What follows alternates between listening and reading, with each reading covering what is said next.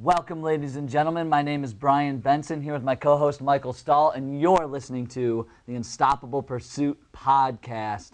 And we are really, really excited because today we're talking about fear, and we have Flat Brian here to join us. Mike's going to read an affirmation from his book. He wrote a book called Dominate Your Day, and he's going to start us out with that. We thought, hey, this would be a good way for people just to get motivated right off the bat. So go ahead, Mike. All right, so the topic today on our podcast is fear. I wanted to start off with a little excerpt from my book, Something to Think About, Food for Thought. Those who are not afraid to stand out will receive the most criticism in life. They will also receive some of life's greatest blessings. Big risk can bring big reward. I'd rather see you put it all on the line and lose it all and than play it safe and never achieve anything epic while touching the lives of others. The mindset of the go-getters do not even have an ounce of, well, what if? And maybe I could lose this. Your goals are waiting for you. Fear doesn't exist unless you allow it to. Fear is something that you came up with in your head. So I ask you, do you want to see the city from the penthouse or do you want to see it from the parking garage? Don't let anybody ever tell you to lower your expectations. Damn, dude, thank you for that. That got me fired up. All right. So, fear. Let's talk about it. I mean, it's something that is clearly a made-up emotion that we put in our own head because your thoughts are your feelings and your feelings are your actions, right? So if you think about fear, then you're going to feel fear and then you're going to act in a fearful, sheepish way. So why do people get fear, Michael? I mean, there's a lot of different things that people come up with in their own heads for fear. I think there's multiple reasons why people have fear. It could be that they're afraid, obviously, of just failing at what they're trying to do. Some people are actually afraid of being successful, believe it or not. I'm pretty much everyone that I've come across, including myself, there's been times in the past where I've had a fear of change. And I say that even when change is good, it's hard, so that can bring some fear along with it. Fear from the judgment of others, and just fear of the unknown. You know, a lot of people like to have control over things, and rightfully so. If we put effort into something, we obviously want it to succeed, but there's always a fear of unknown that, things may not happen the way that you want them to, and you have to adjust and adapt. Yeah, I agree with you, and I just like that fear of judgment from others, like Mike and I are putting ourselves out there right now, and I understand it can be like a scary situation, but we're like, fuck it. We're going to put ourselves out there. We're going to put it on Facebook Live. Like, we just kind of like run into the fear. And that's something I want people to really understand is like judgment from others and change and all these fears that we come up with in our own heads. Like, just run into it. Go into it full force, and it's not going to, listen, the worst thing that's going to happen is really you grow, you learn, you adapt, you changed a little bit. If that's the worst thing that's going to happen, then you might as well run into every single fear that is in your way. I've been guilty on my own, and I've told you this a million times, I could think of probably 10 situations in my past that I made a decision based off of what I thought others would or would not think of me. And you know what? Unfortunately, it's like, I shouldn't have done that, and I've learned from that, but, I think back on it, and I'm like, you know what, I made a decision based off of what they may think, but their life is still going on. They're still doing their thing. They could give a shit about me. You know what I mean? Like, the world still goes around, you know what I mean? So it's like, whether or not I made that decision, I should have made it based off of what was in, the desires of my heart than, a third-party trivial person that, they may not even exist down the road. So I'm just saying, like, for example, like if you were worried about, like a high school teacher that you had a good relationship with, and now, here you are in your 30s and you're getting ready to make a business decision, well, gosh, Mr. and Mrs., they would probably be disappointed in me. Well, you know what? Their life goes on too. And, right. They still go to bed and wake up in the morning, and so do we. So you got to keep going. You got to make that decision based off of, what your desires are in your heart. Yeah, 100% agree. I mean, at the end of the day, nobody is going to give a shit about your dreams more than you. No one's going to care if you're living in a van down by the river. Exactly. And you're not achieving success. I mean, I think that, your family and friends, you have your close inner circle that will care, But at the end of the day, you can say all the things you want to say and do all the things you want to do, but you said it perfect. Life is going to go on. People are going to continue. If you're not at the party, no one really gives a shit. You know, you have to do what you need to do to be successful, and to do that, you have to run into the fear. You have to push through, and it's going to be so uncomfortable, but it's just so worth it at the end of the day.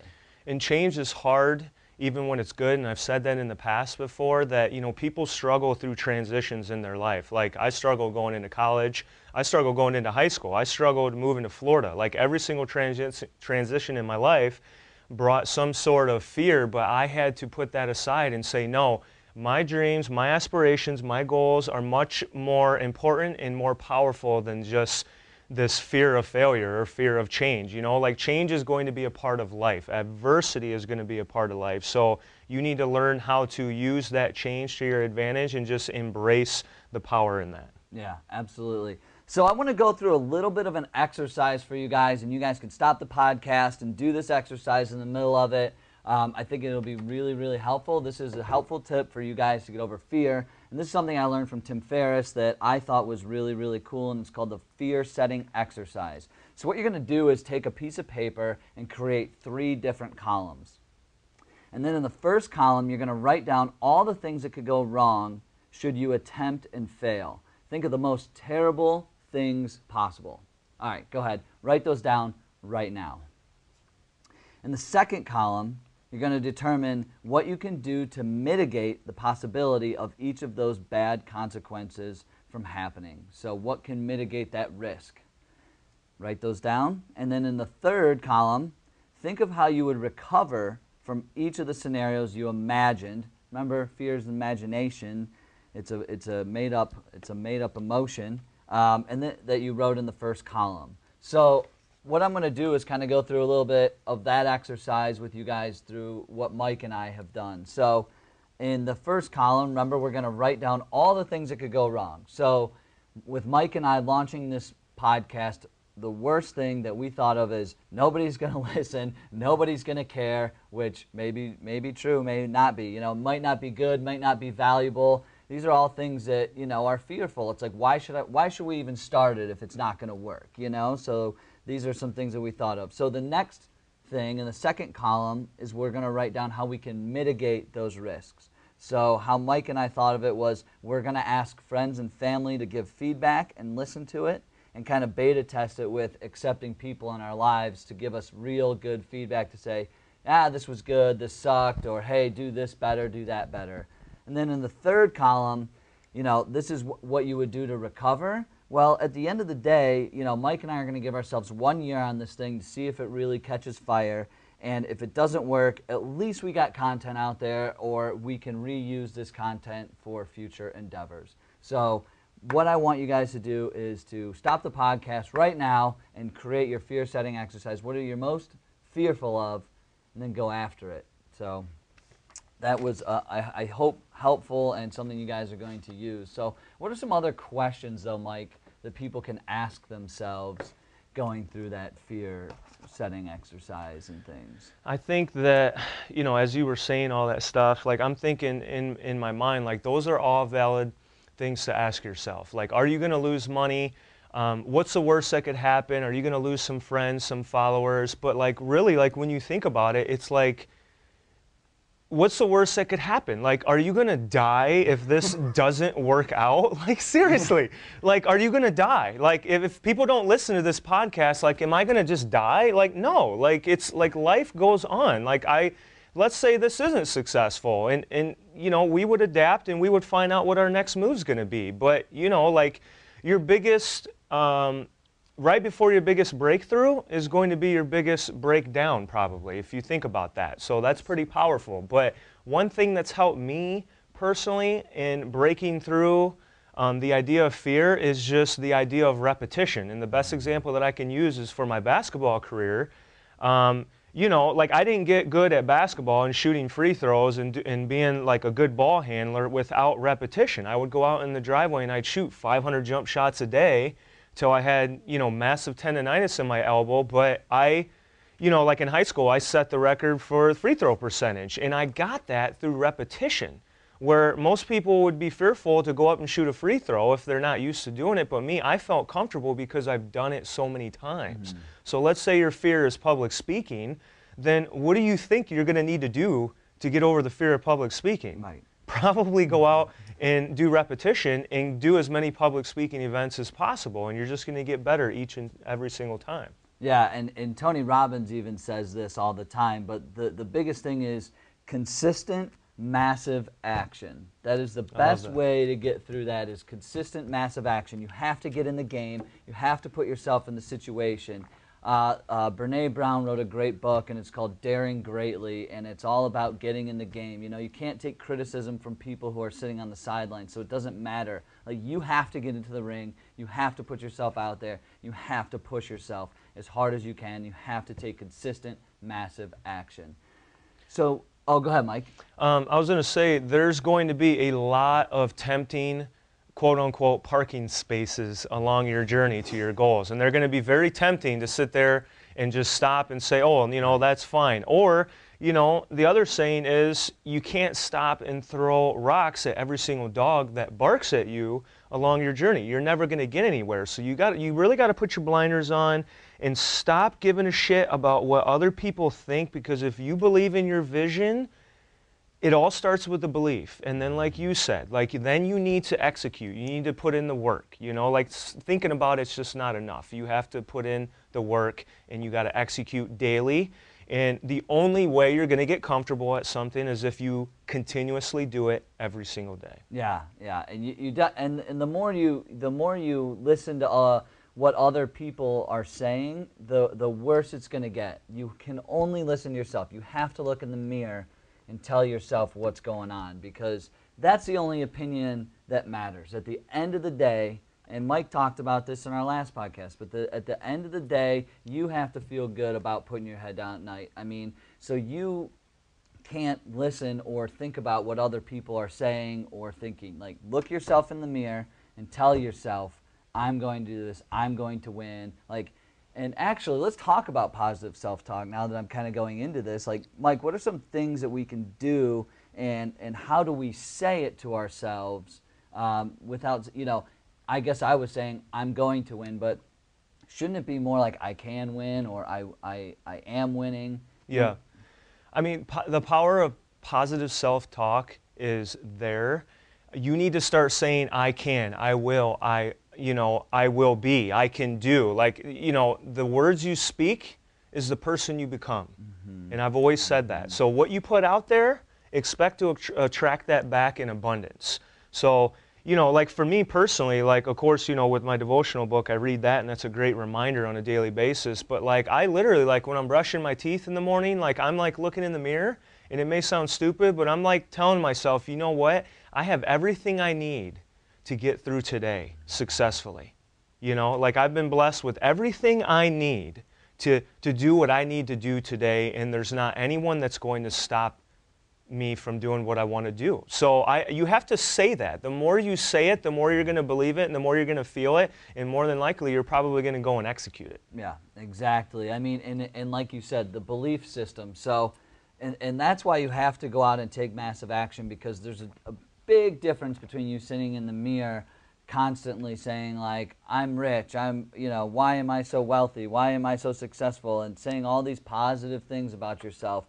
But you have to actually go and start taking those steps forward. And I thought you made a good point of, like, just doing things today. Like, today matters. I think John Maxwell wrote a book, so it was something I think called Today Matters or Today Counts. But if you do everything every single day the best of your ability, then tomorrow's going to be better. Then the next day is going to be better. Then the next day is going to be better. So what you do today, seriously, it matters, because that is going to set you up for future success.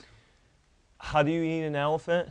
One bite at a time. I mean, that's what I tell everyone. Like, you know, it's easy when you're going after your goals to get caught up in trying to jump ahead. Right. You know, like, rather than looking at how far you have to your goal and the distance it takes to get you there, like what you said, just focus on this very moment. What's the best decision that I can make right now?